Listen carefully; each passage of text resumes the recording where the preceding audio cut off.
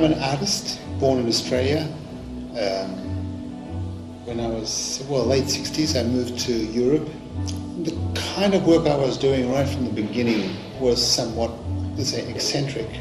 And it was really a revelation for me to be in Europe and actually be in the environment and the context in which these works were being, let's say, invented, and understanding where it was all coming from.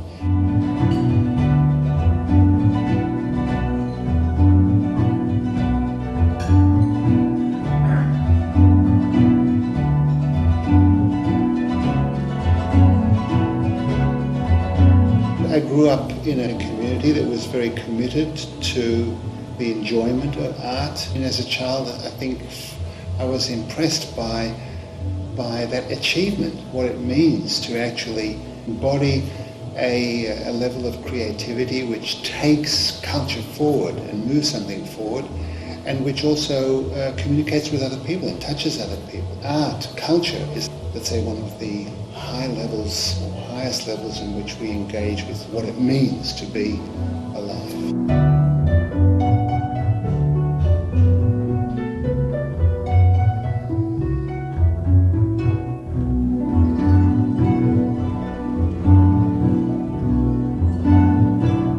The creative process has a lot to do with releasing something. There's a certain inevitability, and I feel that too with a lot of my work. I feel that if I wouldn't be doing what I'm doing, somebody else would be doing it.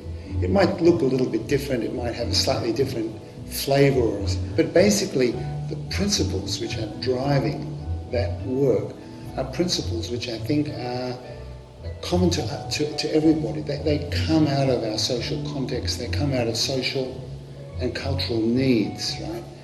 And also in terms of the technology itself, we invented these machines, right? They are our children, you would say.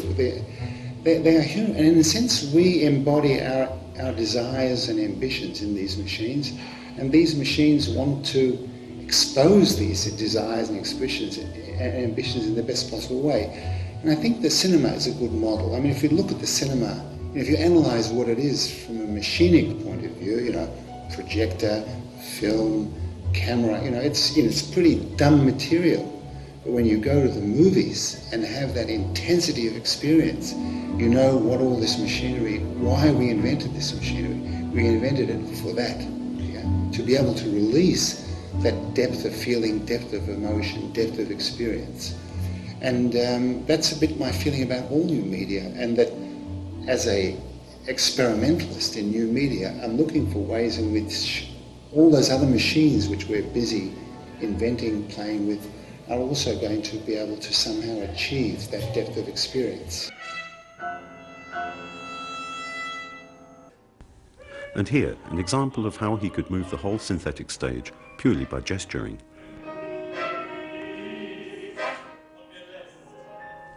Things happen because they need to happen. A culture, has a certain drive, a certain movement, right? And that culture at any moment in time, has a certain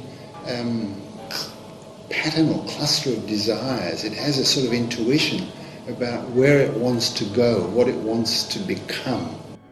The technology we developed was the basis for a content-driven interaction which had one main goal, and that was to support the narrative statement. We have a certain potential, we have a certain capacity for depth of feeling, for intensity of experience. This is what, that's what life is about. That's what the best of life is. And art is somehow one of those things which complements that, which stimulates that, which feeds that, which enlivens that, and which also opens doors. It shows us. They are mechanisms of revelation too. They help us to understand how to live more intensely and more consciously. 5, 4. Charlene. Welcome to this evening's programme, Place of Choice. Live from the Place of Life. The waiter, does he come to the... Oh, look, there's that radio... Artists themselves decide what their art is for, what its function is. So if an artist decides, no, I'm just doing it for myself, I'm not going to show it to anybody. Nobody's going to even know I'm an artist. It's a secret undertaking. Other artists say, yes, I make work for my friends. Other artists say, no, I make works for everybody. You know, if you say, my works are meant to be universal, then you set yourself a certain, ambition, and if your works are not universal, then you failed, You haven't been able to do that. Yeah, but what's then the difference between an artist and a designer in that case? An artist is freer to define their objectives in a more radical way. Exactly. And it's because they have no experience of revolution. It's fundamentalists. I'm protesting. Everything. Is that woman? How do you find Australia today as a place to practice your art compared to Europe? Well, I think in general, things have changed in terms of, all the mechanisms of communication have made the world a smaller place. And a lot of the work I'm doing here is still closely connected to activities in Europe and vice versa. I came back specifically because I was invited to establish a research centre at the University of New South Wales, and the Australian government offered me a Federation Fellowship. I'm the first artist who has been awarded a Federation Fellowship.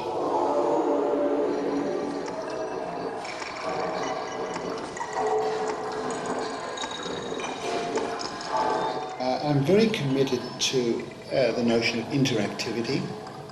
In fact, I would say this is a key thread in all the work I've done since the 60s. In other words, I've said, from the very beginning, I said, as an art maker, I am interested in creating a new relationship between the artwork and the viewer.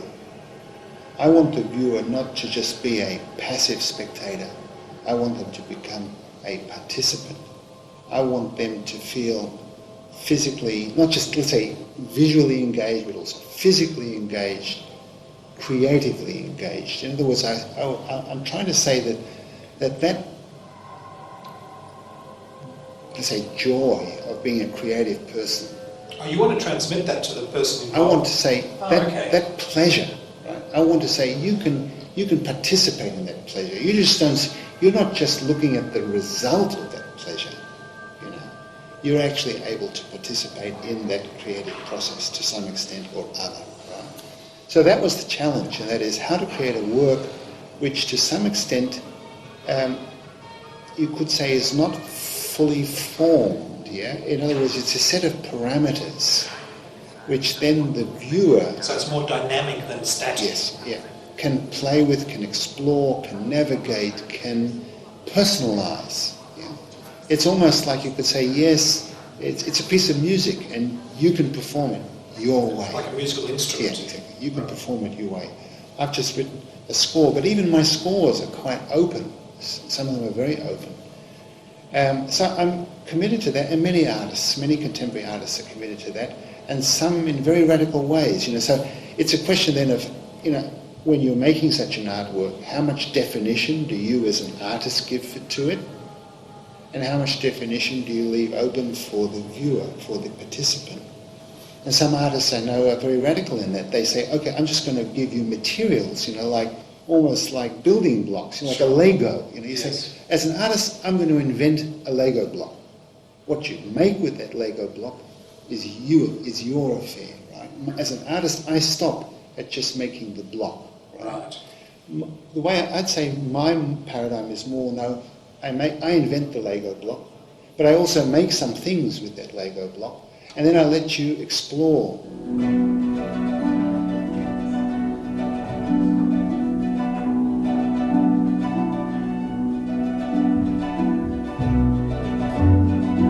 I'm very much against, or very much disinterested, right, in romantic notions of the artist. There's a lot there to do with tenacity, because in the end, as an artist, you are struggling with resistance, with problems. You are failing all the time. Yes. So of course, I would say, if you're a good artist, you transcend those failures. You find solutions. You figure out what you've done wrong and how to fix that, and how to make it better, how to make it deeper.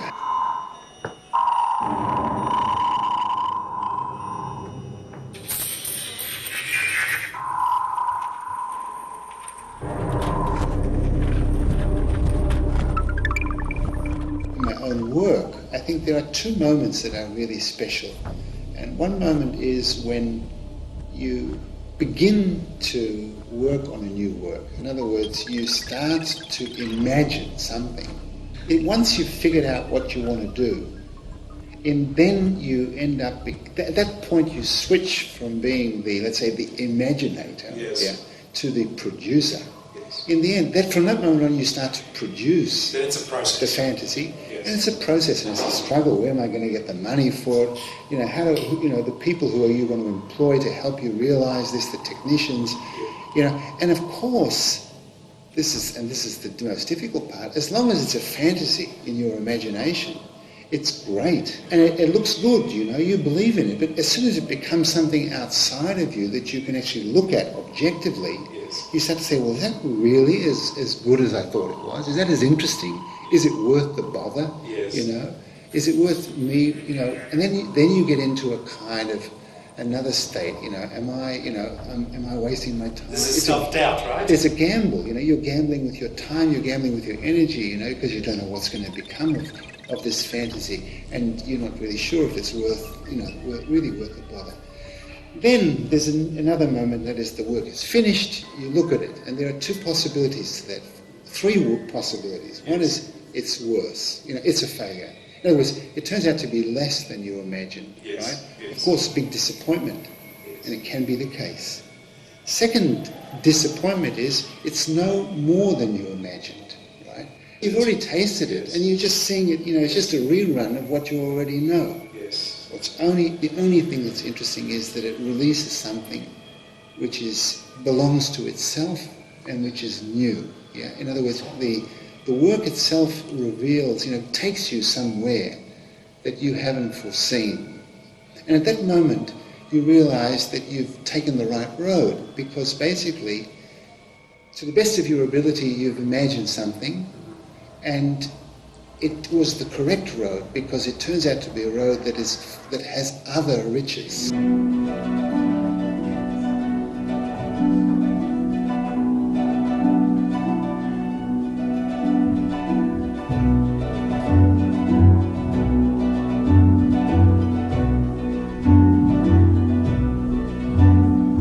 I remember showing one work which I was extremely insecure about.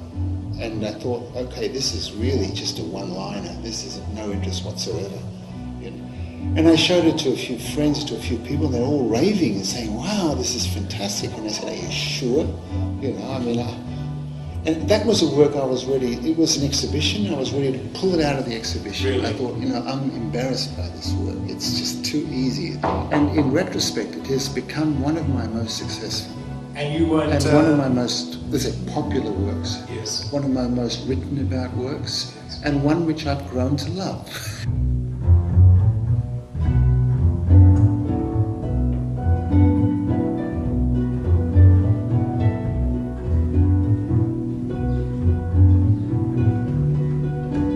What are some of the lighter moments? Oh, things sometimes didn't work, and in the process of not working, I had to suffer a lot. I built an inflatable, right, which was 250 meters long, a tube, which went over a lake in Germany, in Hanover, right?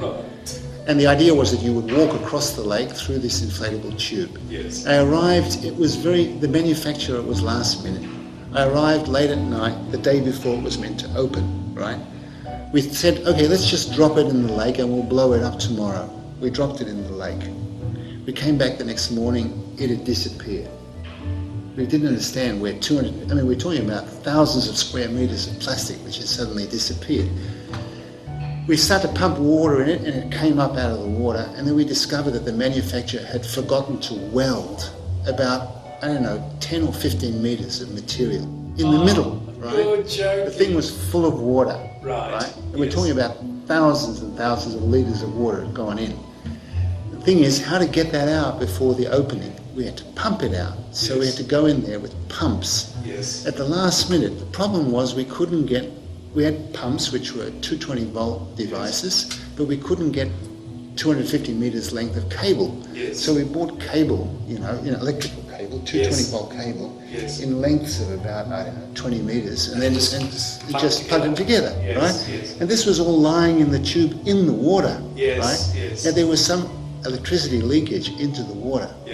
So we were in there for half a day, pumping water out, and 220 volts was just coursing through our bodies. We were continuously tingling with all this electricity that was going through us as we were desperately trying to get this water out. And well, we got it out, and people walked across the lake. It looked pretty magical.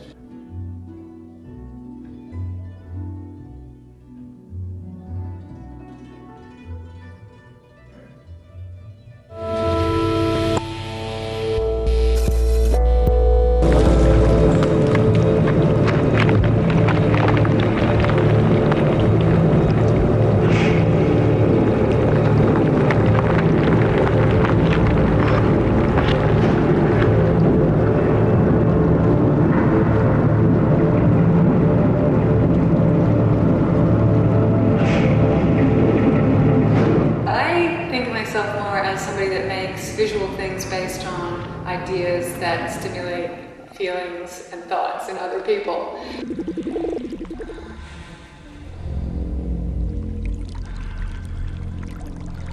I was born in Sydney, and both my parents are science people. Okay. They're both veterinarians.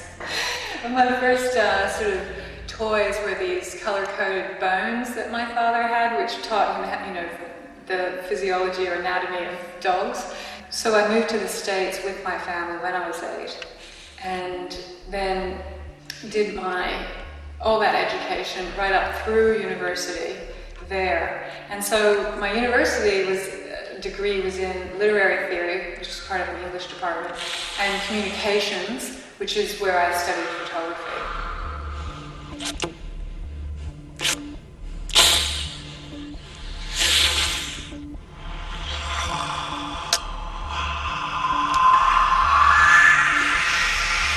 Becoming an artist is definitely a process. It's not something that you go to art school for and come out and say, I'm an artist.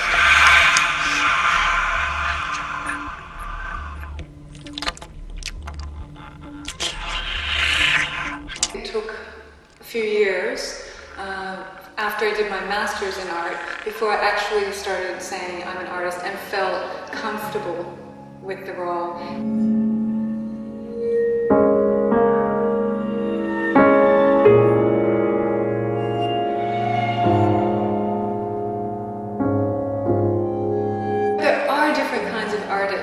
There are people that are really talking about personal experiences through their work.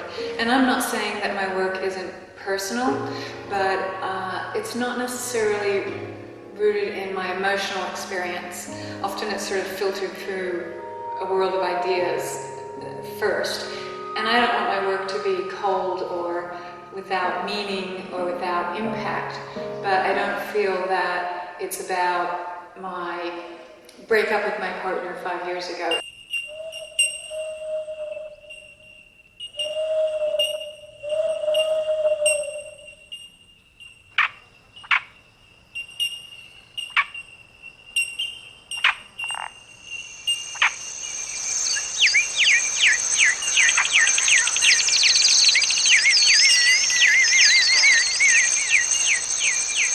Well, I don't feel that every piece of art I make functions in the same way.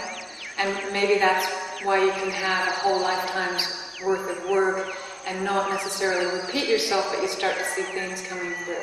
So at the same time that I was making Saved by Science, which is the series that's on exhibit right now, which could seem very kind of rational and institutional because it's looking at an institution, but it's also looking at why we collect things and the whole idea of is this scientific desire? Is this what the passion of the collector? And then what is represented in these collections? So it's slightly more intellectual or conceptual.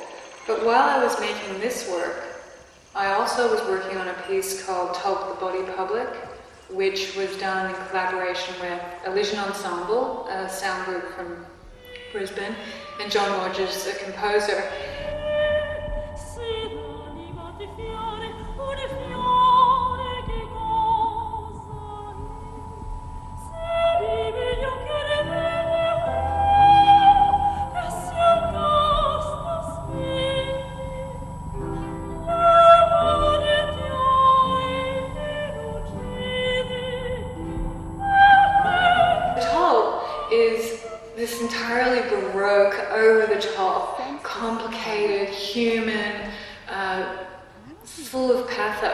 it's almost a counterpoint to this piece. So they're both about the role of medicine or science in our society, but they're presented in a very different way. So in Tulp you get all these stories by people who've been somehow affected by medicine or been through an experience, and they're really moving, and they are autobiographical, but it's not my biography. Sure. So I suppose my role in art is more about being a voyeur. I sense this paranoia about death, and I don't think it's that scary.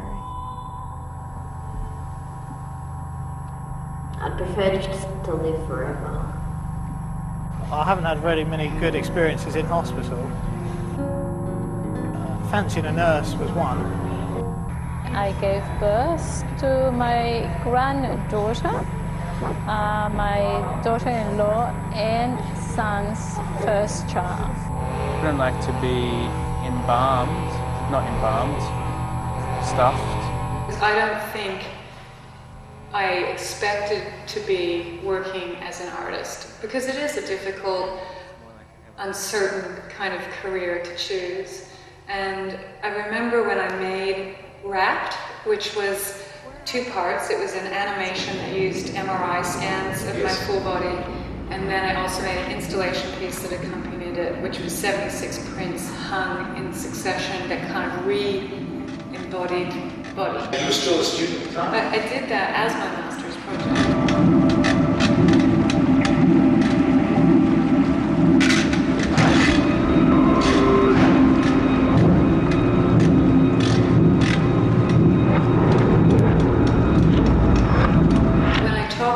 Say other art students, if you give talks, they always want to know how you did it or how you do it.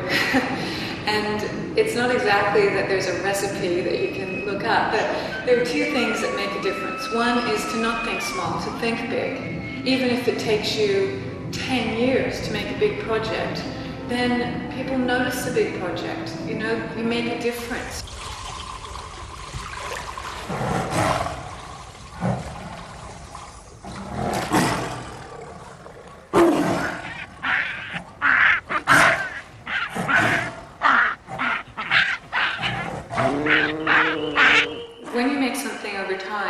You get more layers in a work. You think about it more, and that doesn't mean you lock it down more. That means you think, it could be interpreted like this, like let's leave it open for that. So when I did this museum project, the first thing that appealed to me, and the first thing I saw, was this sort of series of locked cabinets. So I didn't see any objects. Right. I saw the kind of power expressed, the architecture of the desire, this sort of over full emptiness, because you know they've got corridors lined with cabinets, and then they put another set of cabinets right down the middle because they don't have enough room. So ultimately you want to know what's inside of them, because that's what really drives an artist, is curiosity. And so then I said, all right, I'll have hints about what's in them. So I would have a photograph where there's the whole row of cabinets, and then one is open, and then you see a little dinosaur skull. So there's a sense that, okay, we're in a museum of natural history here. Right. And then there's another layer, so there's really three kinds of photographs from the series, and the third one is where you've got an incredible number of multiples, because that's what makes the difference between a scientific collection and a cabinet of curiosities. So then I would take photos where every species is the same in a given drawer, but if you look closely, they're actually still each individual.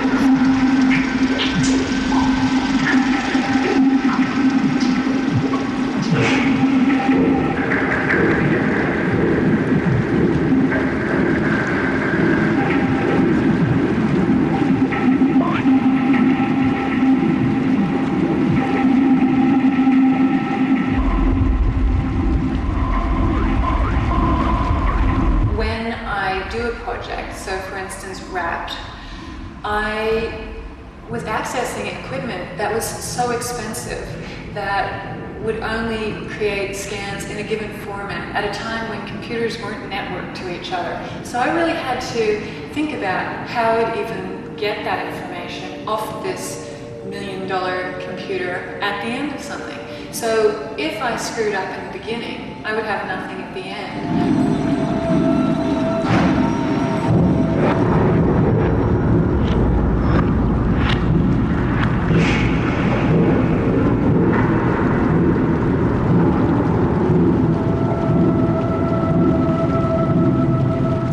For a technology that was non-invasive, because that was an important kind of conceptual part of it, but also not known to be bad for you.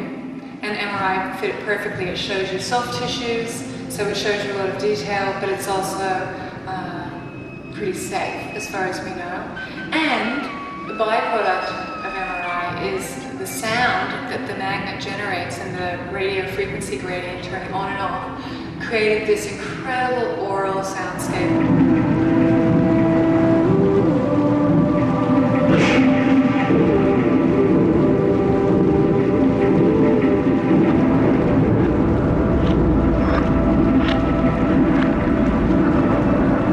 I just laid there for 6 hours, being as still as possible, breathing as shallowly as possible. What would have happened if you moved? I gather that you would have had that blue. Yeah.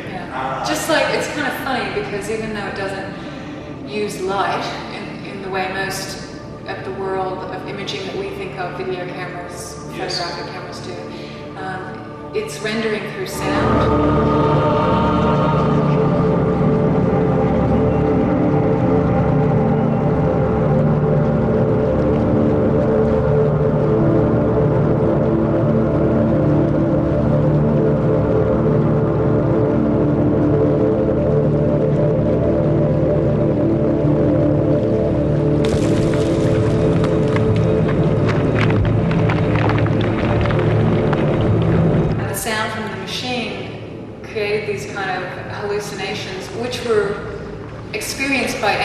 Does it, but I've noticed in there a long time, and you hear Tibetan monks chanting, really? Ocean waves and dogs barking. And you hear this? You hear it because it's the only sense you're using at that point, and so it is a kind of transcendental state. And when I came out of the MRI, I said to the technician, "Have you had an MRI?" And she said, "Yes." And I said, "Did you hear things?" And she said, "Oh yes."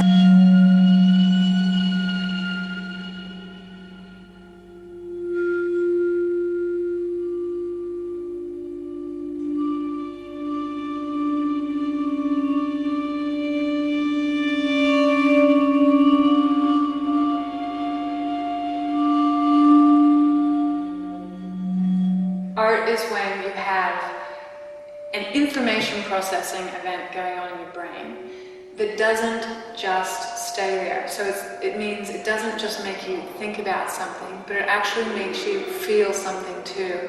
And it makes you curious in a way that has a sort of ripple effect.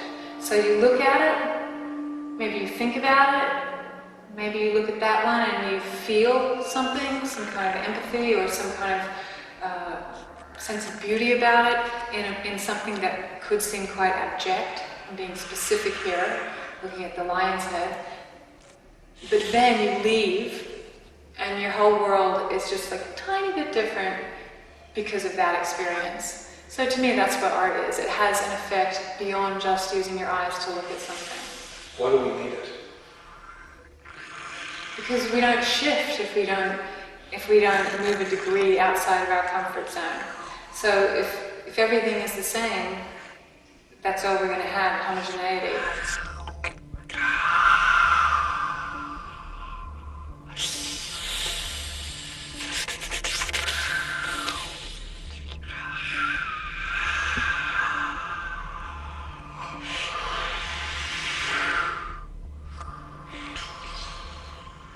Science is important in our lives, so I don't think it's weird that artists would use that.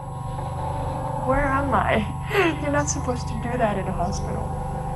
This was happening under a local anaesthetic in a half-built house with vet's surgical gear. He said, "I've got a bit of a problem.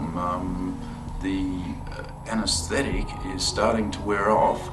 My next project is creating a lifestyle pharmaceutical and then creating the artwork is creating the marketing campaign that promotes it and pushes it. So it's a print campaign, a web campaign, and I'm not talking about cancer-fighting drugs. I'm talking about baldness-curing drugs, or Viagra, or even mild depression, or things that it's possible that there are other ways aside from ingesting something. But why are you needing to do it this way? I mean, why are you delving into the world of the black arts of marketing and advertising?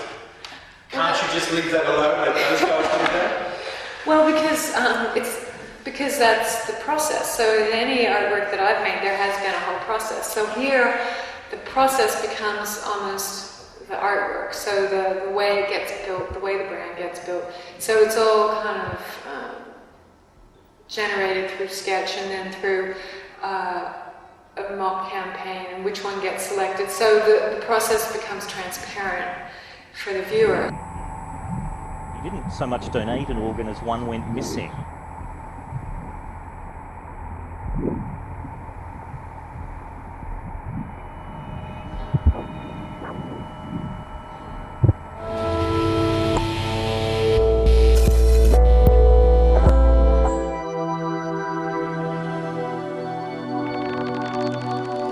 What does the word art mean? The creation. Yeah. That's it? Yeah. Yeah. But why? And the good part of the creation, because I think that human being is very, very smart, but sometimes not for good things. Art stays always positive. This is the positive creation. Everything which gives another way to live, another way to think, another way to make. And to make the evolution of the aesthetic, I think it's art.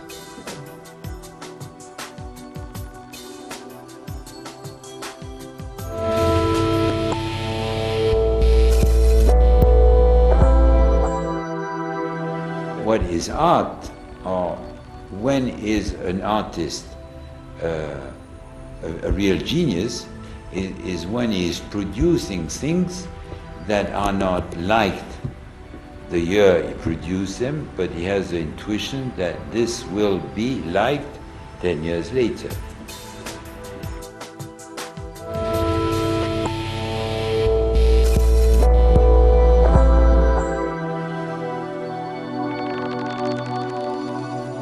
Start by the fact that all art is subjective, a well-known and used description. You then have to go to the fact that all art has to have an emotional response.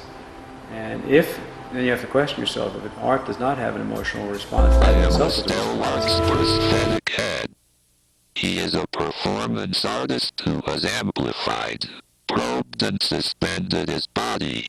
He has performed with a third hand, a stomach sculpture and 2 6-legged walking robots. Don't believe everything he claims about me, the prosthetic head. Ha ha ha.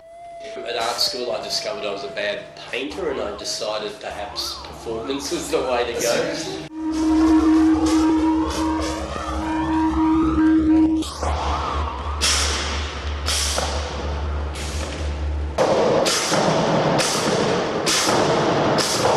I was generally interested in how technology can augment and extend the body, and so this led to a series of projects and performances that explored these notions.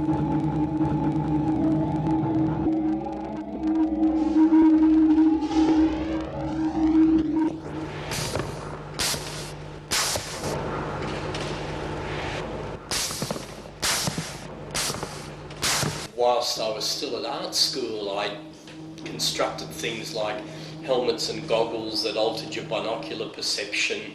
I constructed a kinetic environment, an immersive body environment.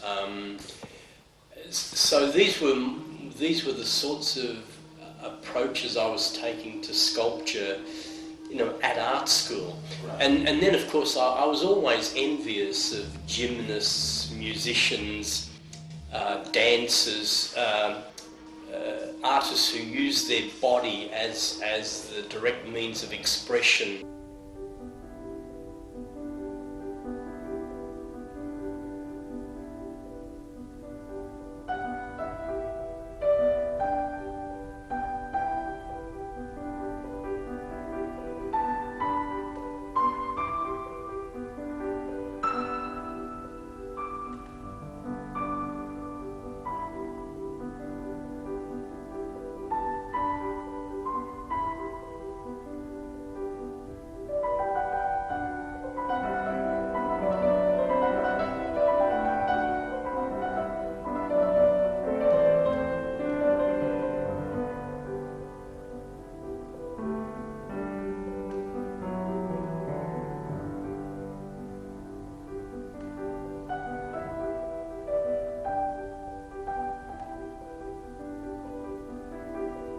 all of these performances were physically difficult to do, but there was a decision made that you would not use anaesthetic or get any medical assistance. In other words, you were going to be fully aware of the consequences of these actions.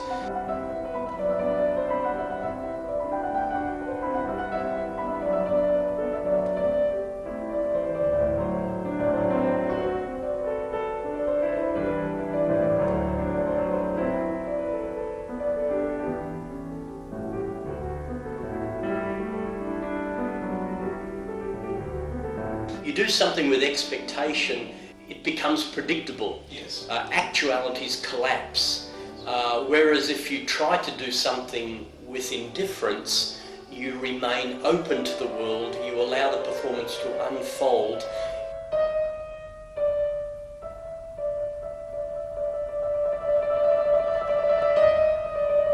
We've never torn the skin in a performance, but we've broken a hook.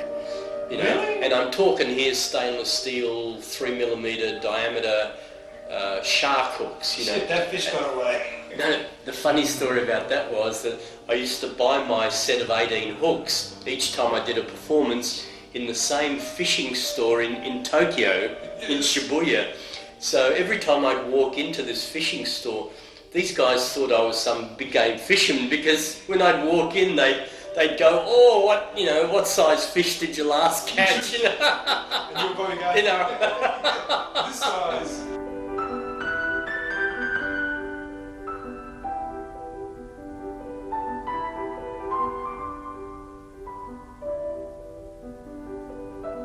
There were two major public suspensions. One was in New York City, over East 11th Street, where the body was prepared on a fourth floor, inside a fourth floor room, connected to a pulley structure. A cable was tensed between these two buildings over East 11th Street, and then when everything was ready, the body sort of rolls out of the window and finishes halfway across the street.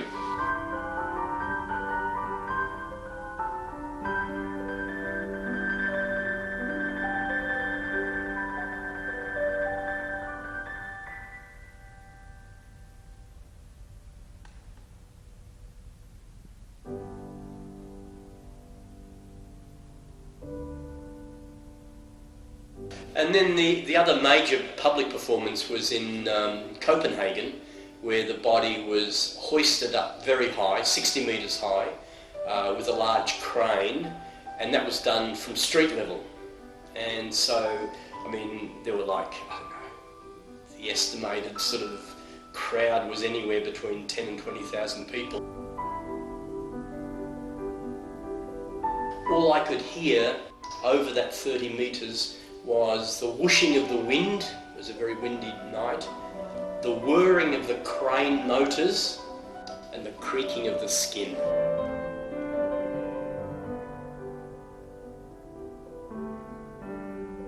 What was that about? What did you think? No, I'm serious. I don't know. Okay. No. Good answer. Okay.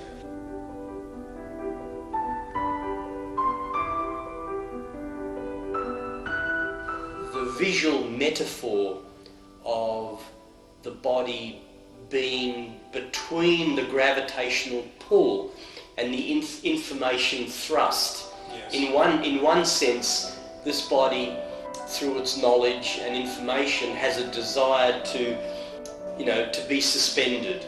On the other hand, there is this physical crush of gravity that is constantly pulling you back. Yes. So the word suspended, effectively means to be between two states.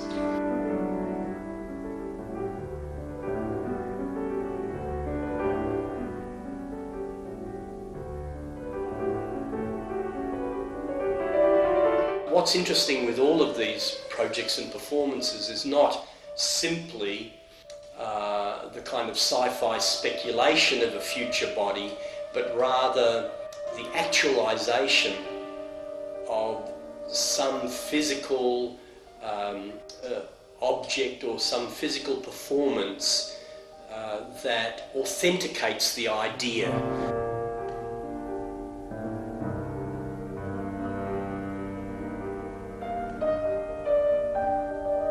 an idea of inserting a sculpture inside of my body.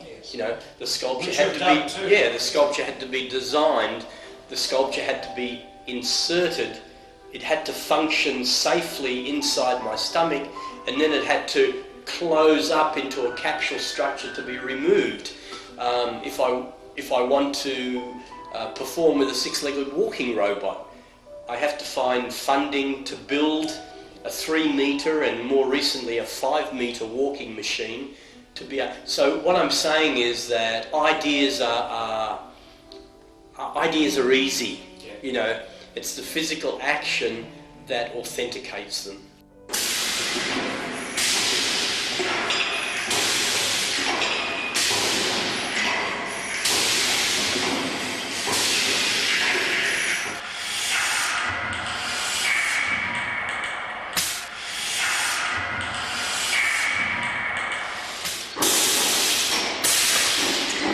Science is put on a pedestal because it discovers a theorem, an application, whereas the raison d'etre of being an artist is not so much reductive, not so much convergent, but rather divergent. The ability of an artist, I think, to generate alternate possibilities, multiple discourses, function within a realm that is ambivalent. Reductionism is the philosophy that all psychology reduces to biology, all biology to chemistry, chemistry to physics, and finally physics to mathematical logic. Therefore, according to reductionism, I can understand you by means of logic alone without having a human brain. What is an aphorism? Now, this answer, it tells you what an aphorism is, but then it gives a kind of an example. A concise statement or formulation of a principle, truth, or sentiment. Andy Warhol says life a series of images that change as they repeat themselves. And Groucho Marx says, who are you going to believe? Me or your eyes? Also, like, if you ask it, for example, where is your body? Hey, don't get metaphysical on me. Do you experience pain? Just trying to sort of talk around that. Emotions are social constructs. If you have them, I have them too.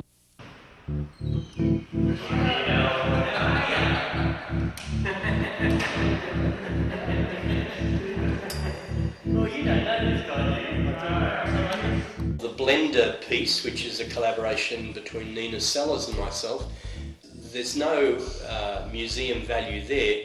It's $10,000 of my money, which was, you know, what I had to pay for these 2 surgical procedures to be done. Ordinarily, this stuff is sort of put in biohazardous bags and is incinerated, and you never see it. Well, in this case, we wanted the material. We didn't want to sort of complicate their lives by telling them that it was for an art project. That would have completely turned them away. But we went to, you know, about 7, 8 clinics, and before one agreed to do it, not really knowing why, and I mean, Nina was on the operating table, and the doctor was still trying to find out from her what we were going to use it for.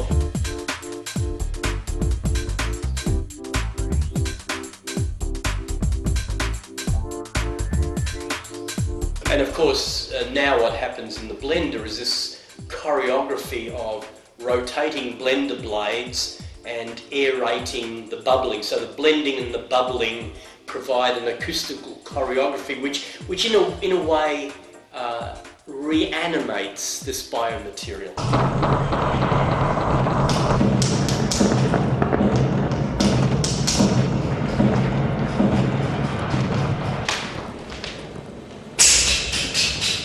The Third Hand project began 1 year before the first suspension event, in 1975. And the third hand, well, the third hand was a mechanical addition to the body, visually attached to the right arm.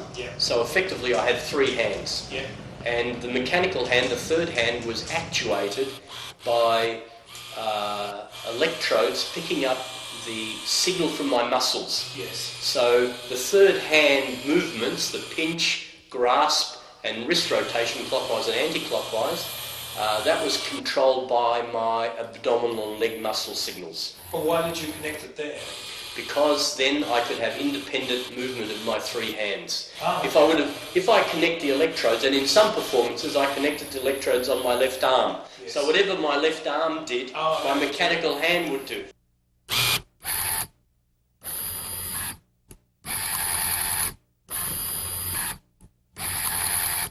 Another story about to do with the suspension performances, and you know, I could always, of course, see and assist when any of these hooks are stuck in the front of my body. But there was this, you know, there was a series of hooks being put in the back of my body, and everything was inserted. There were 18 hooks into my body, and you know, we started connecting the cables, and then the Japanese assistant started connecting the cables to the back of me. And then I started hearing some muffled sounds and some, you know, like some expressions in Japanese of kind of like, oh, what's happened? What have we done? You know. And finally, I said, well, what's wrong? And the guy says, oh, he said, very sorry. He said, we insert hooks in wrong way. They had inserted them this way instead of that way, which meant as soon as you connected the cables, the hooks would slip out. Oh, God. So all of a sudden, like, I mean, you know, I couldn't help giggle, but then I sort of turned around and said, you will have to take them out and put them back in the right way. So it was excruciating, because it's bad enough to have, like, you know, 9 hooks inserted into your back, but then when they had to be taken out and reinserted. And what was the pain like, just simply sticking a lot of hooks in someone? That must have hurt. It's not that I want to downplay the physicality, although that was not the raison d'etre for doing the performances, but I certainly didn't enjoy doing them, so that sort of cuts out the sadomasochistic pursuits. Shit. Did you at least get the leather on after to do the bondage? You know? No, I didn't. The pleasure and the pain? Or just didn't find pleasure at all in that.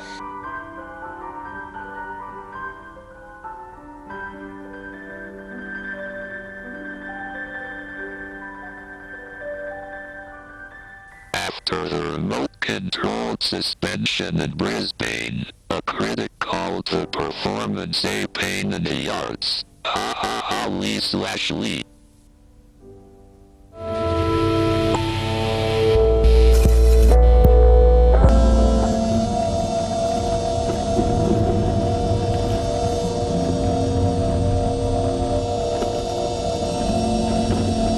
I come from a visual art tradition in painting. And I guess I always liked drawing, and I was always very good at it, and it was always a way that, like, you could communicate with people. In hindsight, I realised it was probably my way of expressing myself.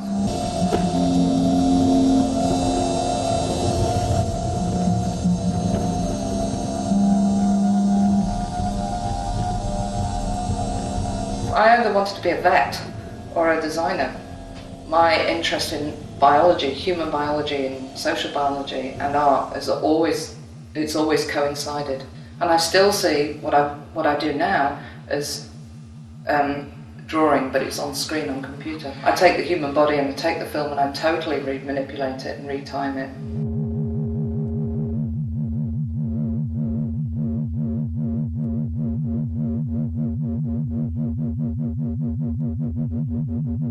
I don't know what started that process, but I've had a number of times in my life where, like, near-death experiences, like suspected Ebola, nearly drowning in Africa, and being in a big car crash with my dad on the way back from dropping my portfolio off at the Royal Academy. But I've always thought that what you've got to leave behind to give people, and it always came back to drawings or bits of work, things that you've made.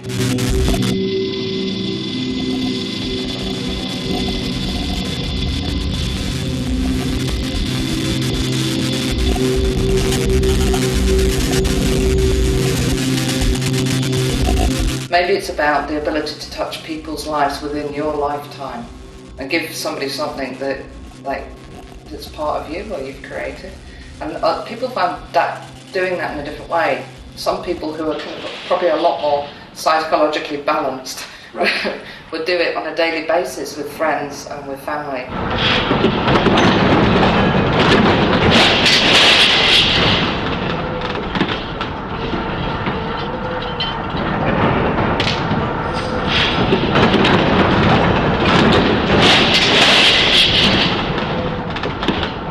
I go through slumps and troughs with every project, and when I finished my last film, Nascent, I ended up thinking, why have I spent 9 months of my life and like thousands of pounds worth of childcare for this? But then it went on to win awards, and then it's been programmed in loads of festivals, and you think, well, okay, I need to stand back from it a bit and not be so hard on the piece of work that I've made.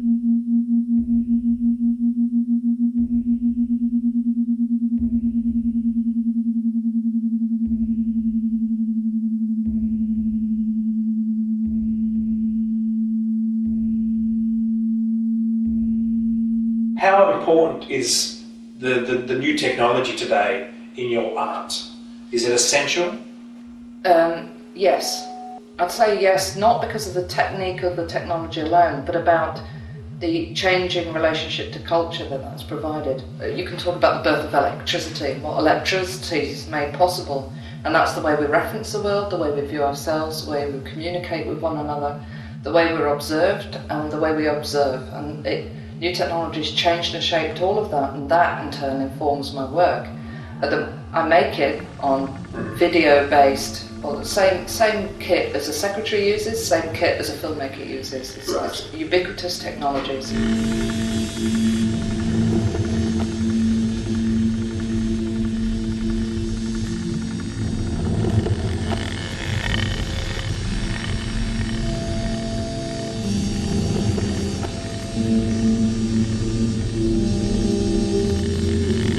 What I'm actually working with is not the way the software shapes things, but the way our perception and understanding works as well. Right. That's what I try to do. So it's really about stretching, playing with the bits that you could see here, changing with how focus works. It's traditional kind of illusionist stuff. But then I get really excited about how far you could actually push a system. And I've pushed mine so far it's dead.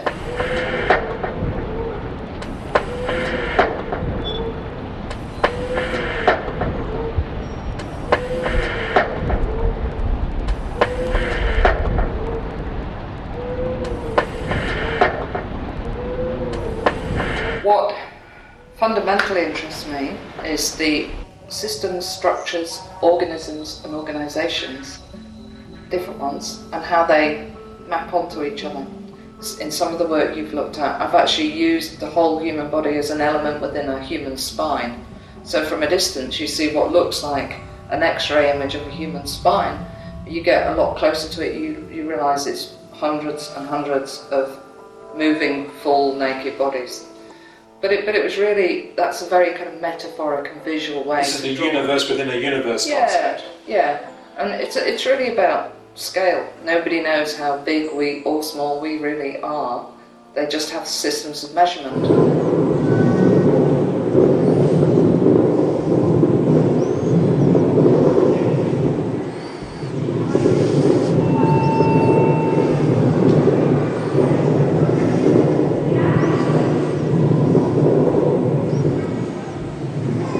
Fascinated me was actually not so much the differences but the similarities. I shot the film in London because I wanted to get a range of colours, but it was really like 20 quid each for 10 minutes, clothes off, acting to simple directions, you know, just so when you hear a noise you turn around. I've let people respond in the manner they want to respond without. So I wasn't interested in actors then. The second shoot, it was far more professionally done. It wasn't shot in a seedy old ex-art building in Soho. It was actually shot in a railway arch at King's Cross, which is amazing.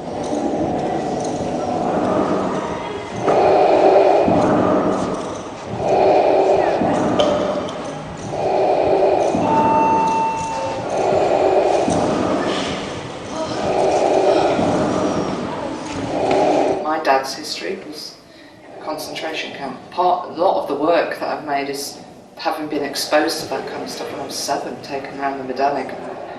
exposed to, I came back with pictures of the Majdanek concentration camp. My friends came back with Tenerife beaches. When you were 7? Yeah, my dad thought all his family were dead. He had a bad history. His mother, aunt and grandmother shot in the head by Russian soldiers in front of him. He had 4 brothers and a sister, and they were marched off by the Germans. Blah, blah, blah. Prisoner of war camp, concentration camp.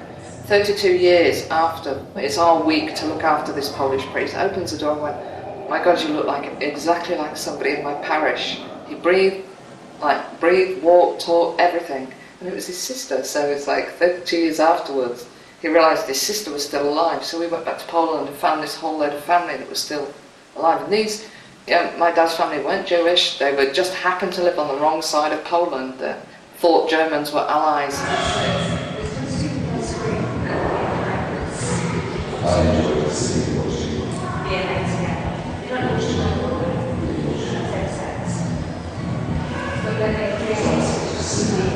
My last interactive piece essentially was, how can you kill another human being? And my dad's answer to that when he was still alive was, it's easy. You make them all emaciated, you shave them all, make them look the same, and it's easy. Ah, so that was the strategy there. It doesn't really matter what people look like, it's about lack of identification of the individual.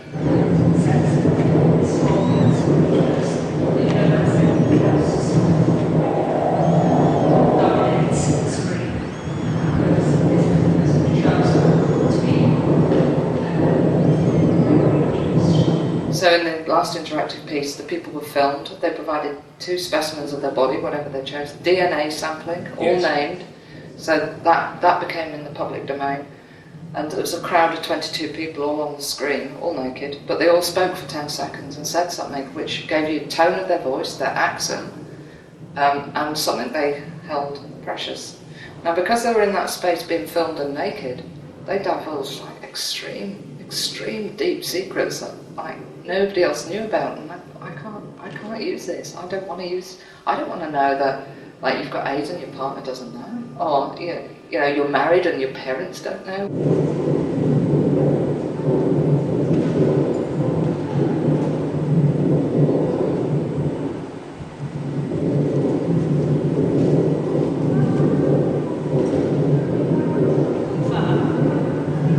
I've been influenced a lot by Primo Levi's writing as well. Particularly, I think there's a book called On the Sixth Day, where he's looking at the planet from above, like an angel sat on a cloud or something. That's irrelevant, but it's about shifting patterns of black masses that go out and come in, and it's people coming to and leaving work on a daily basis, and it goes in 7-day cycles in this, and then the extension of those patterns and the reduction of those patterns. But if you can imagine that, what we must look like from above, we're all the same, we're just like little dots on this. It doesn't really matter whether we're able-bodied, black, white, female, male, it really doesn't matter. But you get down to a certain level of observation, then that kind of thing does matter, and it's about context. So you can identify difference at a particular distance. It's almost but you get close in. Yes. It's like you get really close in, like the body samples, some of which are up there. You can't tell again, unless you're a scientist, you can't tell that everybody's individual patterns in their earwax. There's one image that I'm using, which from above it looks like a black and white plane going over a city. It's like a bombing target because it's got the red crosshair on as well. But it's actually dried urine salts taken from one individual, and they dry in a grid-like pattern and clusters, just like a city from above.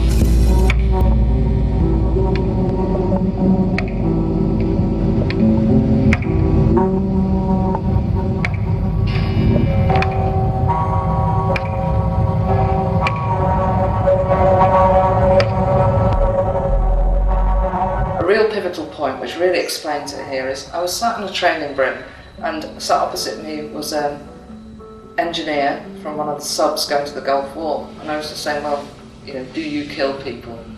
He just said, yeah, all the time, but there's this little video screen, the green dots, and you go beep, beep, beep, bang, and you think, well, video is used as factual documentation in courts, law, evidence, but it's also used as a smoke screen to prevent you from seeing the reality of what it is that you're actually doing. And I'm interested in presenting reality, that reality. What people are actually going to see is not themselves just on the screen, but they're going to see occasional other images coming in. So the illusion of whether it's real-time live recording or manipulated, yes, it comes into play. I want to play with that, whether people think it's manipulated or not manipulated, and you don't quite know. That's where it's really at. It's just about how do you create belief in an image again, and then how do you turn that on its head.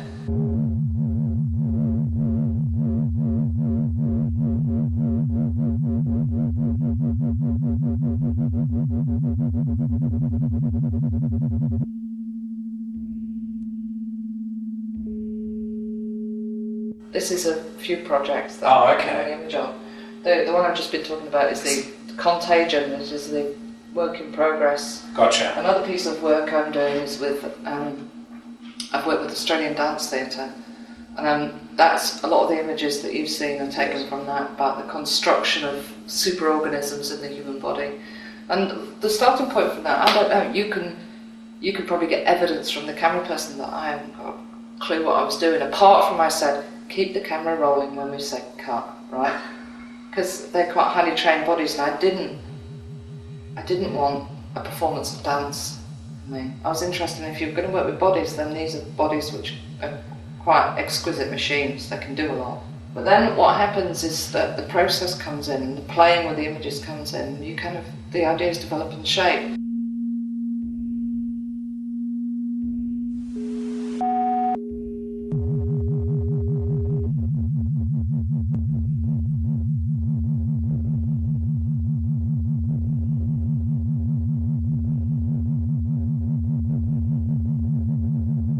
In '98 I shot Versifier, which is a lineup of 18 naked bodies in a space, and I was interested in the relationship of digital photography, where you could reduce it to the single pixel, the genome project, where you're reducing the human being to the individual genes. I'm just interested in if you can reconstruct and rebuild and provide authentic looking images.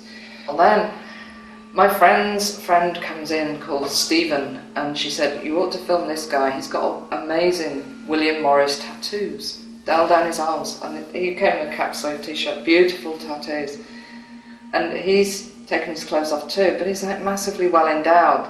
That piece of work, it's about physical manipulation, but it's quite subtle, and you really can't tell it's happening because it happens in peripheral vision. Most men think that this guy's dick has been elongated, and I swear I didn't touch it. But there's a moving image centre in New Zealand, there's a newspaper article about the pivotal point of the piece being the central man's penis that has been elongated to an extraordinary amount. You think, that's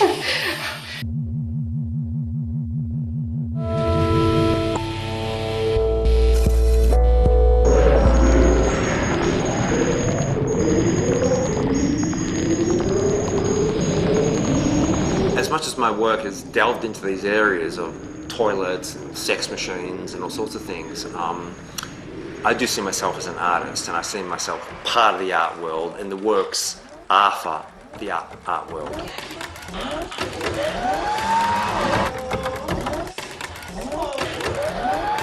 There's no agenda there, like it's pretty much I can do whatever. And that's what engages me, that's what keeps me kind of going. You know, when I think of an idea and I think, oh, this kind of wild idea and I can realise it in this kind of way, that's what kind of, you know, keeps me kind of sticking it out.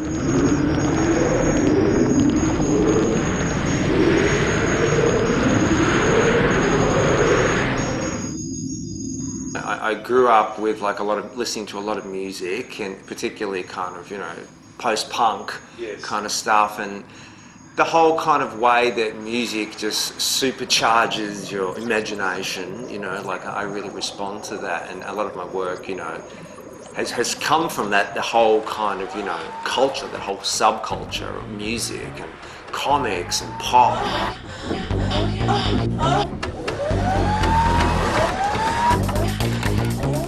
The first initial kind of, you know, impetus that kind of got me kind of thinking, gee, this is really where I want to be, was kind of being at university and like being with a bunch of like-minded people, thinking that you may know something, but then being totally challenged on that.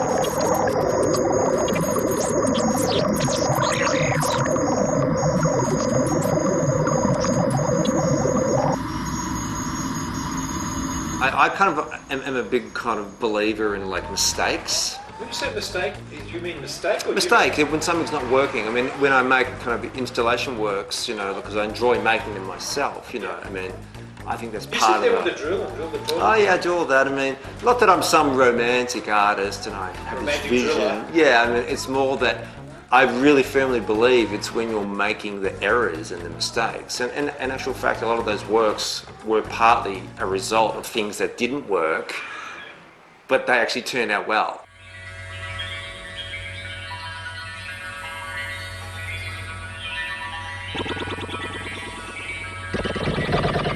It's about thinking of an idea and then wanting to see that idea in reality.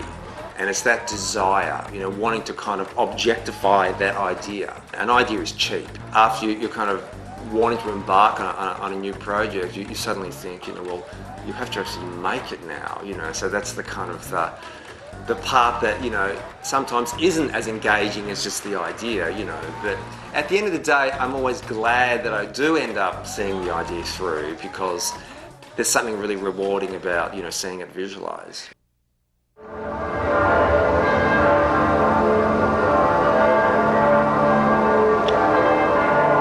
The toilet project, we go back to that because it's a very clear example of your work. Sure. How long did it take you to make the first one? Look, there's two of them. They took about 3 months each, you know, to make. But at the same time, it was a process of experimentation. You know, I'd never really made anything of that scale before. A lot of the sculptural elements were like, you know, I would actually physically doing something, I would end up destroying something, and then that would turn out into something else.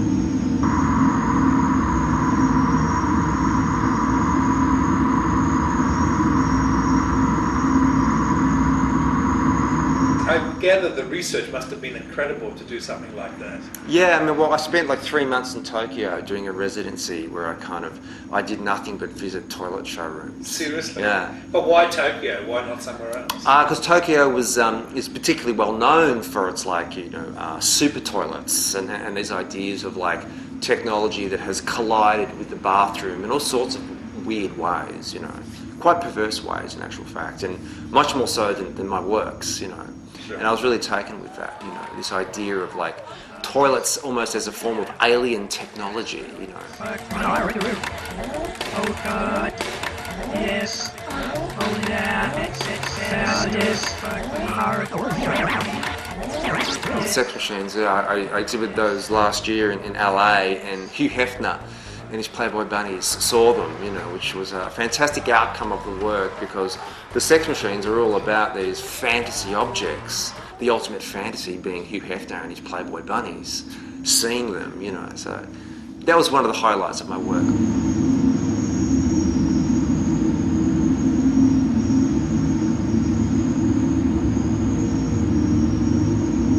And I'd love to make a lot of money for my work, for sure, or a benefactor or whatever, but in a way I kind of like, and this sounds romantic again, which I hate myself for saying this, but I like the fact that it's difficult. I like the fact that it's a challenge, because it forces you to use your imagination more.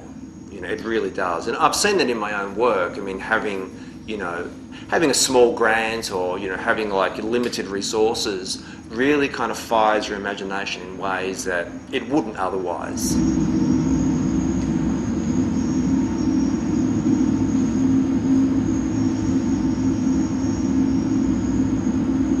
Have you seen artists that would have been great artists totally fucked by money? Oh, sure, absolutely. Some examples? I don't want to name names particularly, but you see work that they're producing that is really work that's just simply for the art world. It's for the art market. So they're delivering the same thing again and again and again. And this is the dilemma with success in the art world. To be successful is to be banal. Contemporary art is the ultimate form of capitalism, like it really is. You are buying the unattainable.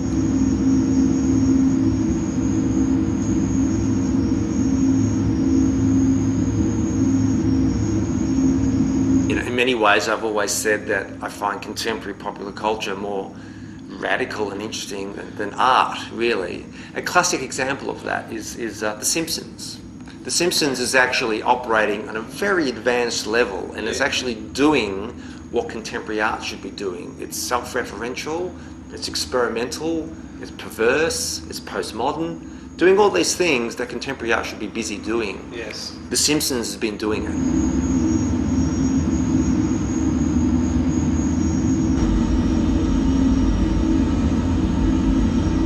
I'm very critical of new media, you know, as I've spoken about already, you know, like this whole idea of like, you know, making an art form that is kind of like, you know, announcing itself as being radical, being revolutionary, being cutting edge, that's really problematic for an art form and for artists to use that kind of language.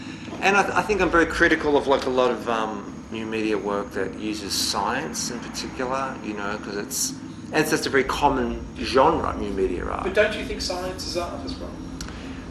It's not fine art, and I know that sounds like a snob and that sounds like kind of romantic, you know, but I see a lot of new media artists who are using science as a way of validating what they're doing as art, you know.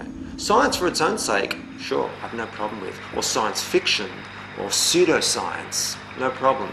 But artists that use hard science... Like if they use the DNA image Yeah. to say that's a piece of art. Yeah, I mean, I have problems with that, you know. It's really just building up their own art as being worthy of, like, you know, research funding.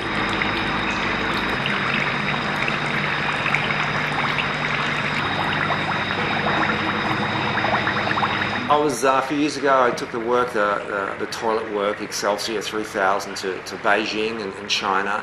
It got held up in customs for a few weeks. That was like a strange experience because not only being a communist country, they had problems with the fact that I was an artist importing a toilet, but also why was I importing it as artwork, you know? So it threw up all these questions in regard to what was art, what am I doing, am I an artist? And I really kind of enjoyed those kinds of questions, you know?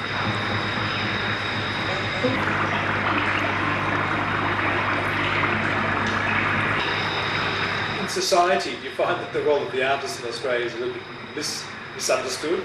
Australians have hang-ups about artists, you know, that have hang-ups about people that see themselves as being more superior to them.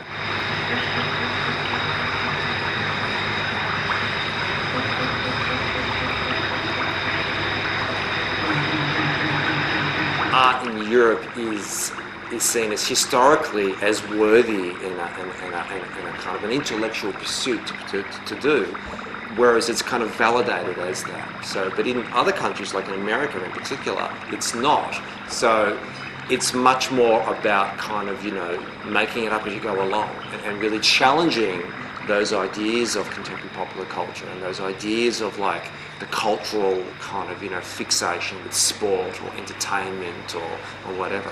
So a lot of my favourite art actually comes out of Los Angeles, you know, out of that whole culture of like the entertainment kind of, you know, complex.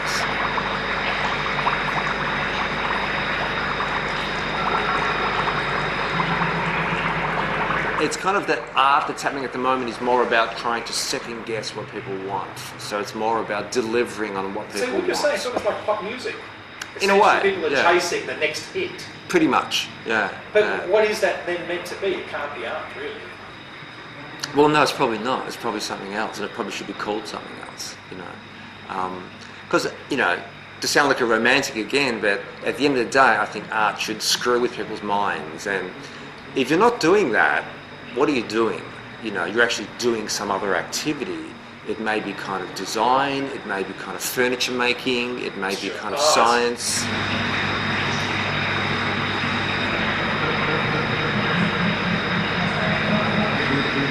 One of the highlights, I guess, with when I showed one of the toilet projects was like a small child crawling up onto the toilet to take a dump, you know. Where was this? This is in Melbourne, and I was like standing over there just watching him, wanting him to do it. You know, I think it would have been a really great outcome.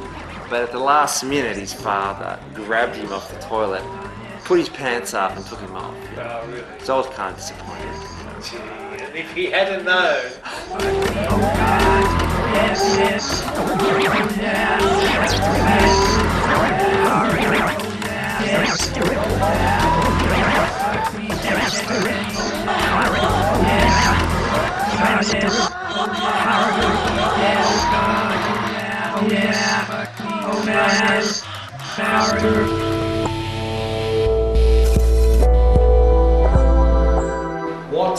is art? Que vérité? It's just truth. Que vérité?